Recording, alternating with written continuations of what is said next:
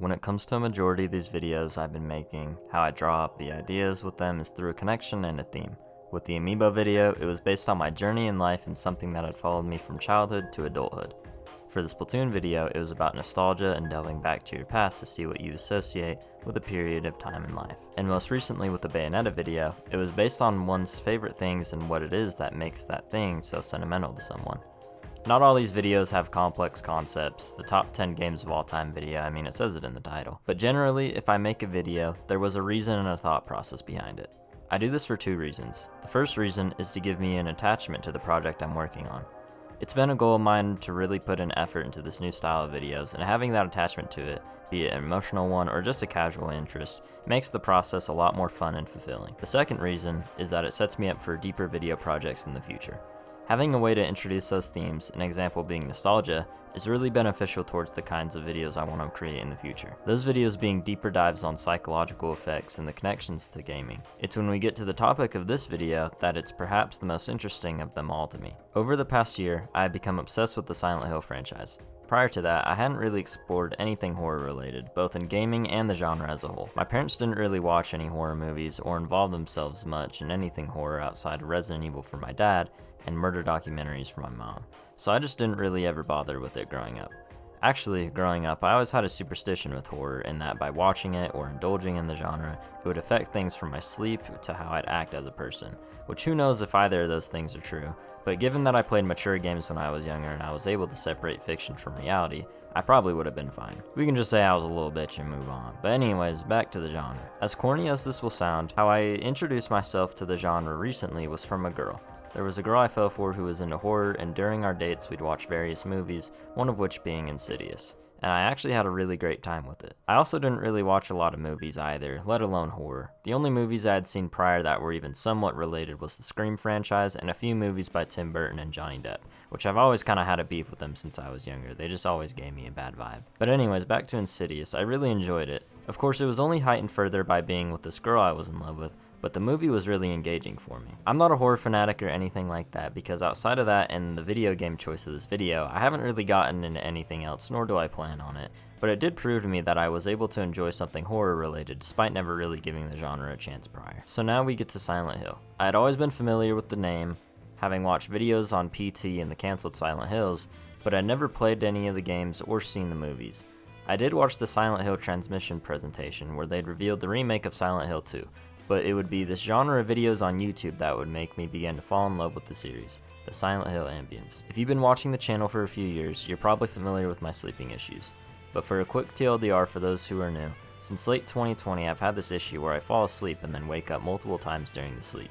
An example being if I went to bed at 10 p.m, I'd wake up at 12, then be able to go back to bed and wake up at 1, then 2, so on and so forth. It's been a very difficult thing to come to terms with that this is just going to be in my life forever. I've tried everything possible to fix it or get some sort of answer, but the best I've gotten is that I usually have fast REM cycles. So one of the methods I tried to help me with was listening to peaceful ambient music during the sleep, which I do enjoy even if it might not help much. It's these Silent Hill videos that put me at peace when I sleep, something I constantly go back to for the past 2 years. They weren't just necessarily for sleeping, it would be for when I had a bad day and needed to breathe, or while doing homework. It was very calming. These videos were something I'd lean on constantly my junior year of high school, as coming home, turning on these videos, and just laying down was often all I could do to relieve myself of the emotions and stress I was feeling. Without even knowing it, I'd begin to experience the very reason why I grew so curious and eventually loved the series, the immersion. I mention immersion because that's what I believe Silent Hill is at its core, immersive.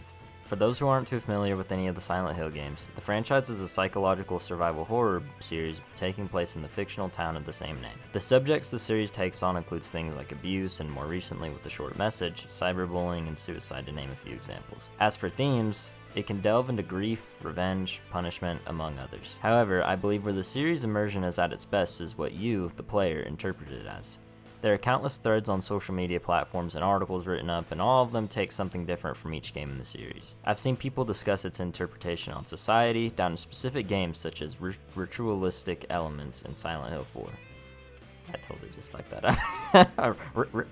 Of all the games in the franchise, it's arguably the most popular one that intrigues me the most, Silent Hill 2. I enjoy a lot of aspects from all the games, but it's the second game that captures my interest the most, as well as the title I feel encapsulates the immersion of the franchise the best. I know the game has been out for over 20 years, but with the remake being released at the timing of this video, and there being lots of new players, myself included, I'll just give a basic spoiler-free summary of the game. In Silent Hill 2, you follow James Sunderland, who is on a mission to find his deceased wife in Silent Hill following a letter informing him she's waiting for him there. As you progress through the game, you come to learn about the true events of her death and come to terms with your situation. That was about the most vague description I could give without wanting to take away from someone who's going into it blind, but this is really something everyone should experience, whether it's through the original or through the remake coming out soon. As for me, this game hit particularly hard for me due to how I perceived the game, i.e. the themes. There are 5 themes I took away from the game: grief, guilt, love, loneliness, and reality. It's these 5 and how all of them can affect someone that drew me in, and I'd like to share how I saw these correlate in the game and the meaning to me.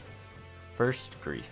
This one is probably the easiest to explain, as it's an emotion all of us have felt.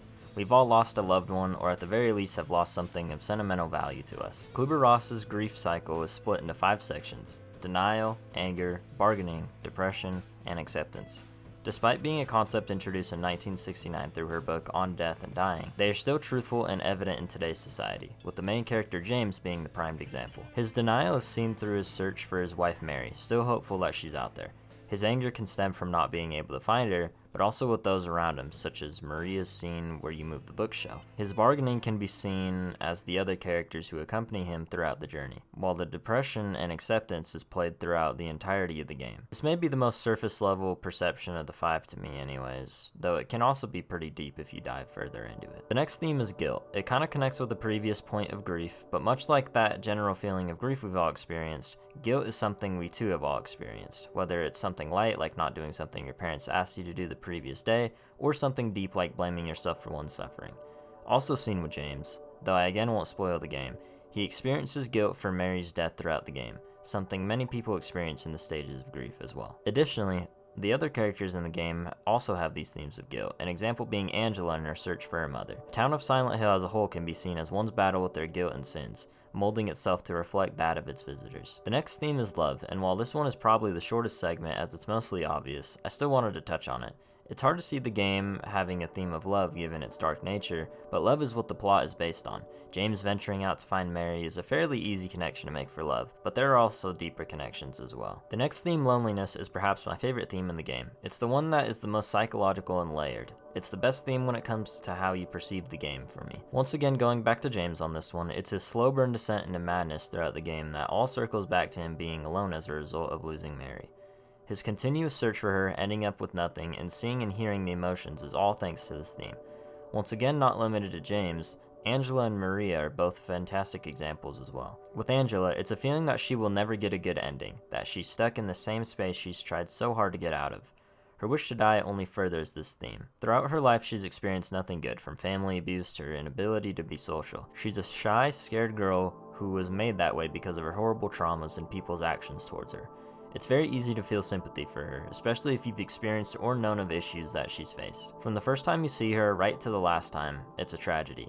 Yet this was the character that resonated with me the most. Angela might just be the most tragic character in the game, and perhaps even the franchise, though our other character might be a good counter. Maria's the other character I felt was a good resemblance of this loneliness, as it's her existence and purpose that hammers home the theme. This does require a bit of knowledge of Silent Hill 2, Born from a Wish, to fully understand, so I'll do my best without also spoiling that for someone. Maria's sole purpose is to rely on another. She has no memory of her past beyond her name, and as a result becomes scared, depressed, and confused. This forces her to, like us in situations of loneliness, cling on to things and people, hoping for answers and solutions. Maria is the manifestation of James and his inability to process Mary. She's trapped in this never-ending cycle of being the manifesto for someone broken, yet is unable to actually ever help herself. This trap is none other than the town of Silent Hill. The ending of Born from a Wish gives Maria a full answer to what she truly is, so again, I highly recommend looking into that, or at the best, even watching a YouTube video on it, to fully get the understanding. I feel this is the best theme in Silent Hill 2, though there is one other one I wanted to mention. The last theme is reality. This one is kind of a continuation of the last point, so I'll do my best not to repeat myself, though we once again need to look at the 3 characters mentioned prior. Maria gets her reality in the form of learning about her existence, while Angela gets hers in the form of her various attempts to die, none of which work. These two in a way can play off of each other, one of life and one of death. However, for this theme, I actually think James takes the cake for the most interesting. His realization to not just what and who is around him, but his situation with Mary and his actions make his connections to the theme the most interesting. The huge reveal is a good moment to choose, though I'd argue it's one of the endings that does it best for me. Rebirth. If you can't play the game, or are able to but didn't get this ending, I'd highly recommend looking for it online. It might honestly be the most demented ending of them all from a psychological standpoint. But again, no spoilers, I'm sorry. Those 5 themes do a great job at describing my perception and immersion for the game, though there's one specific thing in the game, an element, that I wanted to share before this video ends. This can be viewed as a symbolism for these themes, and in my opinion is the best visual of the immersion mentioned earlier. The fog. The fog in the game captures so well what Silent Hill is in every aspect. It's a cold, lonely, somber town. It's the place of loneliness, guilt, and grief, but also was a place of love for Mary and James, as that's the place she hopes to see James at. It's also a connection of reality, fully understanding your situation, knowing that you're in that town in a battle against yourself. Everything the town throws at you is reflective of your sins and battles, and it's the fog that amplifies it. It makes every movement feel scared, everything in the distance that much more frightening to walk towards. Add on to that the game's soundtrack, and it's a beautiful scene and the cherry on top for the game's immersion. There's a reason why when it's a foggy day outside, my family will always make a comment along the lines of, "It looked real Silent Hill outside today." That was all for me for this video. Thank you guys so much for watching the video. As of the timing of this video's release, the remake for Silent Hill 2 will be out in just a few short days, and I'm honestly very excited for it. I think it'll be a really good game, and I'm curious to see what all they kept and what they changed, everything about it. I'm just really fucking excited. If you have any experiences with Silent Hill, let me know down below, as well as what you thought of the video. Thank you guys for watching, and I will see you guys next time. Goodbye.